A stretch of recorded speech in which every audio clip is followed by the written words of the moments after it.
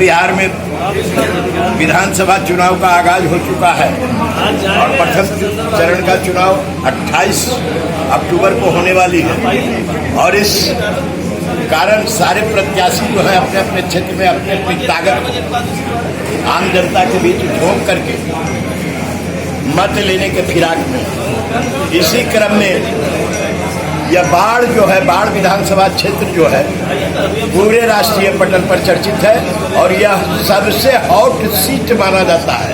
बाढ़ विधानसभा, मोकामा विधानसभा, ये दो विधानसभा क्षेत्र पूरे बिहार का हॉट सीट माना जाता है और इसी क्रम में आज महागठबंधन के प्रत्याशी सत्येंद्र बहादुर का प्रेस कॉन्फ्रेंस हुआ और इस प्रेस कॉन्फ्रेंस में बाढ़ के चेयरमैन राजद नेता राजीव कुमार चुन्ना और जिला अध्यक्ष महेश प्रसाद सिंह ने अपना जो बयान दिया है इसे गौर से सुनिए। इस प्रेस वार्ता में जो वर्तमान में राज्य की स्थितियां हैं उस पर हम लोग चर्चाएं करेंगे और जो हम लोग सरकार में आने के बाद जो हम लोगों ने वादा करके चुनाव लड़ने आए हैं उस बात को भी उल्लेख करेंगे।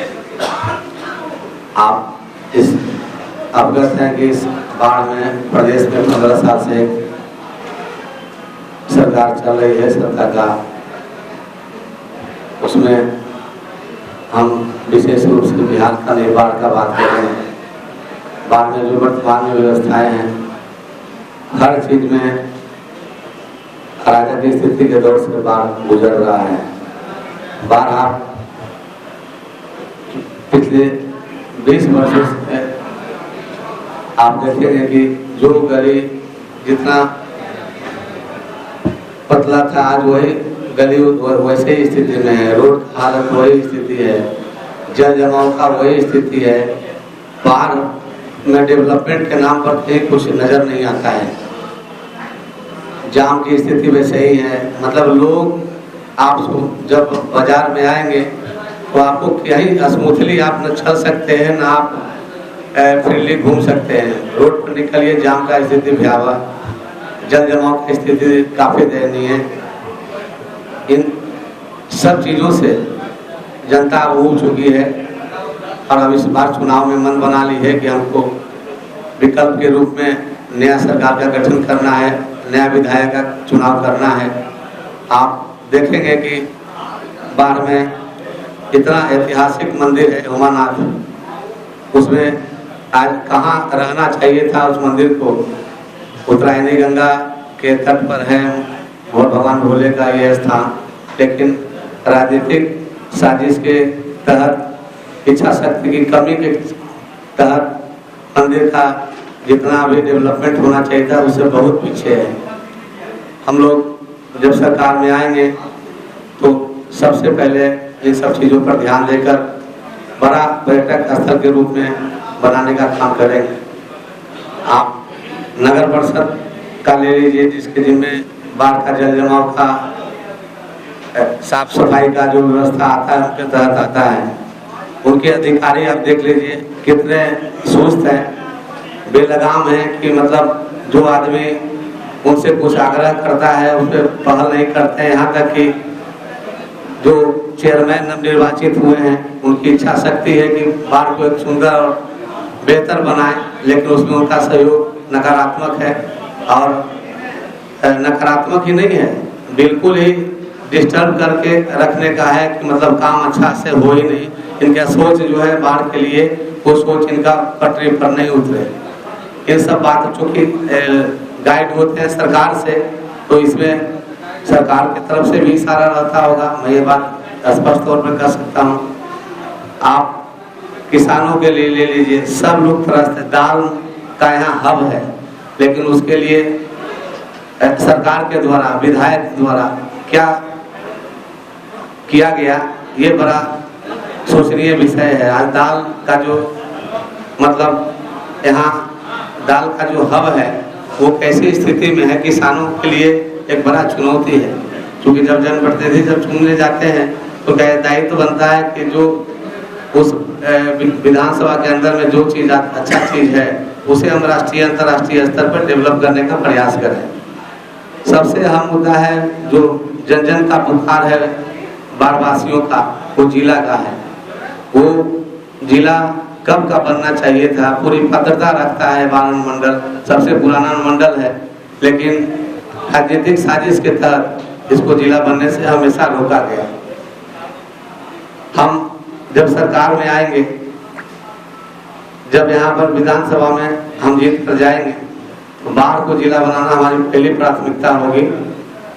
पिछले सरकार के द्वारा और पिछले निर्वाचित विधायक के द्वारा कभी भी एक बार सदन के पटल पर इस बात को गंभीरता से नहीं उठाया गया कि बाढ़ को जिला बनाना जरूरी है। चुनाव में इस बात को कह कर जाते हैं, लेकिन वहां जाकर भूल जाते हैं, क्योंकि वो सबसे बड़ा अहम मुद्दा है कि बाढ़ के तो है नहीं, वो बाहरी व्यक्ति हैं। बाढ़ से जो लगाव, जो इस मिट्टी से जुड़ा होना चाहिए, वो उनके अंदर नहीं है। वो बाढ़ को छलने का काम करते हैं। और बाढ़ को मैं बार बार कहता हूँ, एक पॉलिटिकल एक्ट के तहत ऊपर से ही बाढ़ को हमेशा सौतेला व्यवहार बाढ़ के साथ किया जाता रहा है। बाढ़ की जो समस्याएं हैं वो आज वहीं पर है जो पिछले 15 साल पहले से था। कहां से कहां डेवलप कर गया जगह, लेकिन बाढ़ वही है। आज वक्त है बदलाव का, बदलने का।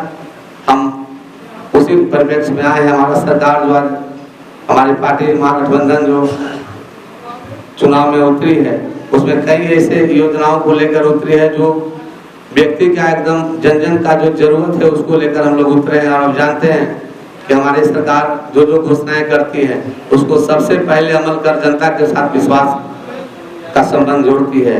हमारा सरकार जहां जहां आया है, मध्य प्रदेश, राजस्थान, जहां जहां था वहां सब जगह जो बातें करके आई थी तुरंत वहां पर इम्प्लीमेंट किया गया। यहाँ हमारे महागठबंधन की तरफ से जो मैनिफेस्टो लाया गया है उसकी चर्चाएं मैं थोड़ा संक्षिप्त में आपको कर देता हूं। जो यहाँ सबसे पहले जो बेरोजगारी चरम सीमा पर है, उसमें 10 लाख युवाओं को पहले कैबिनेट में रोजगार देने का महागठबंधन सरकार बनने पर फैसला लिया गया है। तेजस्वी जी के द्वारा ये किया जाएगा। सबसे बड़ा बात है कि बेरोजगारी भत्ता, जो हमारे यहाँ बेरोजगारी का जो आलम है, तो 1500 रुपया प्रति माह बेरोजगारी भत्ता दिया जाएगा। प्रवासी मजदूर जो भी कोरोना काल में सरकार का दंश झेले, जो लगातार उनके द्वारा प्रताड़ित किए गए, डंडे खाए, सरकार ने उनके लिए, सबों के लिए बीमा योजना, इंश्योरेंस का पॉलिसी लाई है। उनका जीवन सुरक्षित है, उनके पीछे भी उनके परिवार के लोग हैं। रोजगार आयोग का गठन करने का फैसला लिया है हमारे महागठबंधन ने। उसके बाद सबसे बड़ा बात, भारत का आत्मा है किसान, उसका जो कर्ज उस पर गिरता है और सरकार के द्वारा जो अनदेखी किया जाता है कि सूखाग्रस्त होना चाहिए, नहीं होगा, तो सरकार बनते ही किसानों की जो भी कर्ज है उसको पूर्ण माफी के लिए मैनिफेस्टो में लाया गया है। वृद्धा पेंशन जो 400 रुपया था उसको बढ़ाकर 1000 रुपया प्रति माह किया गया है। आंगनबाड़ी सेविका सहायिका का स्थायीकरण का पूर्ण रूप से व्यवस्था किया गया है। जो हमारे समाज के रीढ़ हैं, जो यहाँ से बच्चों का भविष्य बनता है, जो हमारे शिक्षक हैं, उनका अभी जो वर्तमान में हालत है बहुत दयनीय है। बेचारे शिक्षा का अलग जगाते हैं और सरकार के द्वारा डंडे खाते हैं। उन नियोजित शिक्षकों को हम लोग समान काम समान वेतन का व्यवस्था किए हैं। और कई ऐसी योजनाएं हैं जो आम लोग के लिए बनाया गया है। हमारी सरकार खुशहाली देगी। हमारी सरकार किसानों, युवाओं, सारे लोगों के लिए बहुत मजबूती के साथ खड़ा रहेगी, उनका आवाज बनेगी, क्योंकि यही सरकार है जो गरीबों गुरबों की सरकार है। वर्तमान व्यवस्था से आप लोग खुद परिचित हैं। हम यही कहना चाहेंगे कि जो हम लोग इस चुनाव में अपना मैनिफेस्टो लेकर उतरे हैं वो जन जन के लिए हितकारी है। और वैसे व्यवस्था से हम लोग को मुक्त होना है जो जनता को त्रस्त कर रहे थे, जनता को प्रताड़ित कर रहे थे। आज बाढ़ जो बाहरी लोगों से जकड़ा हुआ था उससे मुक्ति का भी समय आ गया है। बाढ़ का लोकल बेटा मिल गया है। बाढ़ को अब चुनाव में बाढ़ का बेटा ही उसका प्रतिनिधित्व करेगा। बाहरी लोगों की आवश्यकता नहीं है। बाहरी लोगों ने छलने का काम किया है, बाढ़ के लोगों के साथ सौतेला व्यवहार किया है। और सबसे महत्वपूर्ण बात मीडिया के साथियों को मैं बताना चाहता हूँ, कल हम लोग के यशस्वी ओजस्वी नेता, बिहार के मुख्यमंत्री के महागठबंधन के उम्मीदवार माननीय तेजस्वी यादव जी का प्रोग्राम अठमलगोला प्रखंड में गंज पर आयोजित होना है। आप सभी मीडिया बंधु से मेरा यह आग्रह होगा कि इसको अच्छे से कवरेज करने की कृपा करें। और कल एक जन सैलाब उमड़ेगा, दूसरे पार्टियों के भी नेता का यहाँ आगमन हुआ। आपने जो उनका भीड़ देखे ही होंगे, चूँकि आप सबके आँख है मीडिया बंधु। कल हमारा भी नेता आ रहे हैं और प्रोग्राम में आप देखिएगा कि लोगों का समर्थन किस तरह से हम लोग को प्राप्त है। गंज भर अठमलगोला में माननीय तेजस्वी यादव जी का प्रोग्राम होना है। उनकी बातों को लोग सुनेंगे और सरकार की हर जनता के लिए जो किए गए वादे हैं वो खुद से अपने मुंह से बोले। देखिए 1500 करोड़ रुपया नहीं, हम तो सुने 1750 करोड़ रुपया बोले हैं, देखे भी हैं वो विजुअल को। आप पत्रकार होने के साथ साथ एक बार के निवासी भी हैं, आपको लगता है कि 1750 करोड़ रुपया का बार में काम हुआ है? इनकी जो घोषणाएं हैं उनका सिर्फ फिजिकल वेरिफिकेशन आप कर लीजिए जमीन पर, आपको भ्रष्टाचार का कंठ में डूबा हुआ मिलेगा।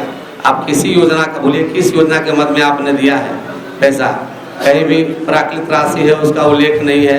घोर लूट है इनके व्यवस्था में। मैं आपको बताना चाहता हूँ कि इनका जो घोषणा है वो भ्रष्टाचार के कंठ में डूबा हुआ है। जब आप फिजिकल जमीन पर जाएंगे तो आप गांव घूमिए, कहीं कोई योजना धरातल पर है ही नहीं, सब में बड़ा लूट है। ये भी एक जांच का विषय है। अच्छा, एक बात बताइए कि उमानाथ के सौंदर्यीकरण का कई बार शिलान्यास हुआ है, पता है आपको? आप उम्मीदवार है प्रत्याशी। पैसा उसका आया था, पैसा वापस भी चला गया। फिर से भी जब चुनाव का वक्त आया है तो अब उसमें काम लगाकर लोगों को दिग्भ्रमित करने का काम कर रहे हैं। उसमें भी कई फॉल्ट है। काम जो भी वहाँ कर रहे हैं ठेकेदार, अब मुझे पूरा पता है। मैं बाढ़ के हर चीज़ों से को चाहता हूँ कि वो जमीन पर उतरे, विकास कार्य में कोई आदमी बाधा नहीं बने। अभी जो कार्य हो रहा है ठेकेदार के द्वारा, उसमें भी कई लोगों के द्वारा हस्तक्षेप कर उसको रुकवाने की कोशिश की जा रही है। हमें सब चीज़ों की जानकारी है। अच्छा, बाढ़ जिला के बारे में क्या करना है? बाढ़ जिला तो आपकी सरकार होगी तो बनी। एकदम बिल्कुल मेरी पहली प्राथमिकता होगी। मैं जोर दे के इस बात को बोल रहा हूँ कि हमारी पहली प्राथमिकता होगी कि बाढ़ को जिला बनाया जाए। सत्यनारायण चतुर्वेदी बाढ़